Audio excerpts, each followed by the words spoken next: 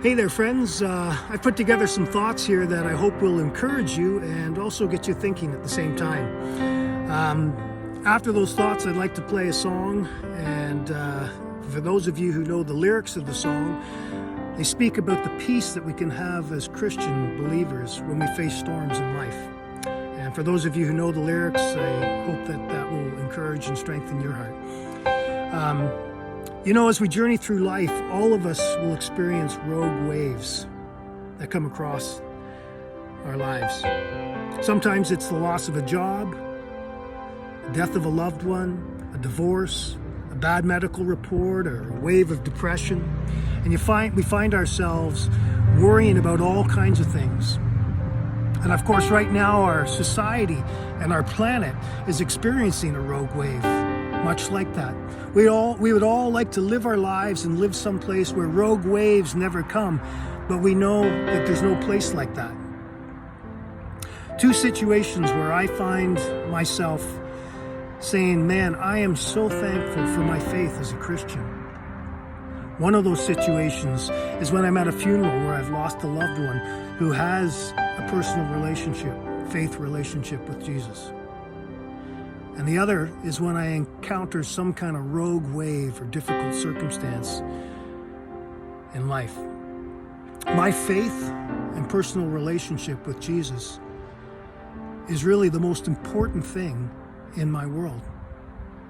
It really does make a difference to my life. I want to share a story with you that I came across not too long ago that really encouraged my heart. It's a story of a community that wanted to illuminate peace in their neighborhood, so they commissioned two artists to paint a picture that depicts the idea of peace.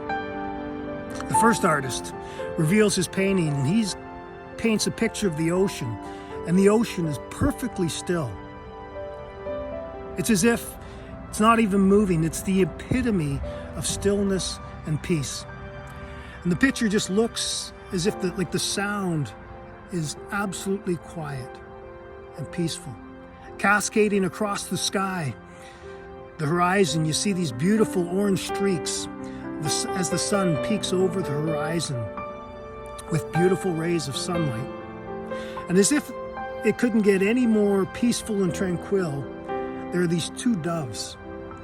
And they appear just to be flying across the surface of the ocean. It's almost as if they're singing melodies of peace. The picture clearly captured everybody's heart by capturing the essence of peace. The second artist unveils his painting,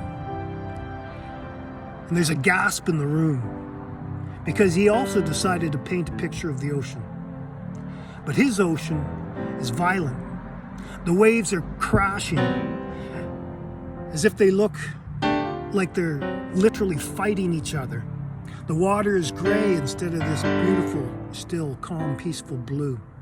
And as you look at the horizon, there's shades of darkness. The sun is restricted as it's refusing to shine over the horizon. With the raging waters and gusts of wind and this dark horizon, it was clear that this artist messed up. I mean, he got it wrong. It's almost as if his painting was depicting the absolute opposite of peace. And just when they were about to dismiss his entry, they noticed two rocks jettisoning up out of the water, out of the ocean. And sitting on these rocks were these two doves. And as you lean in and you see the doves, they look as if they don't even have a single care in the world.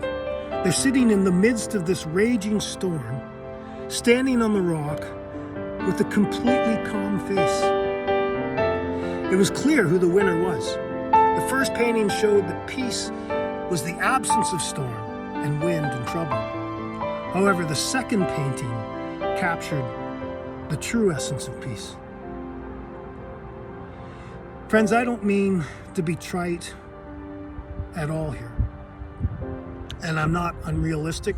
We're in the midst of a storm like our planet has never experienced before in history. And the worst of it, we're told, hasn't even yet hit our region. But I know this. Peace is not the absence of difficulty. It's not the absence of trials. It's not the absence of storms. It's not the absence of bad weather or difficult circumstances.